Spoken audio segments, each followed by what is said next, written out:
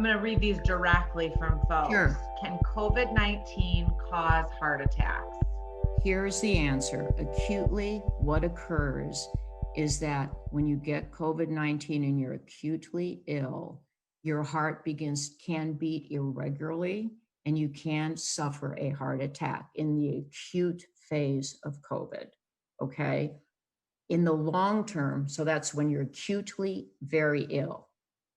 The long-term sequelae, you're not more likely to have a heart attack in the long term, but because your heart muscle has been damaged, long-term, your heart will not contract as well, and you develop what's known as heart failure, where your heart doesn't work as well. So for those of us that took science classes a long time ago, can you remind folks what acutely means? So you have COVID, you're in the hospital, okay, and you are very ill. You are at a high chance of right away. You have a chance of having a heart attack right away.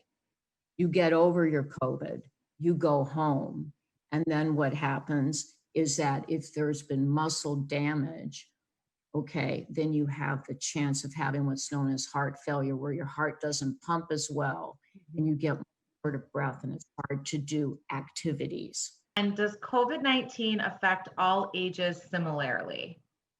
Well, so that's a great question. We know three things. One is in the very young, there's groups of very young infants and very young children we are seeing who get a very unusual disease with COVID-19, where their arteries begin to become very slender, and it's an infection of almost the blood vessels and the lungs.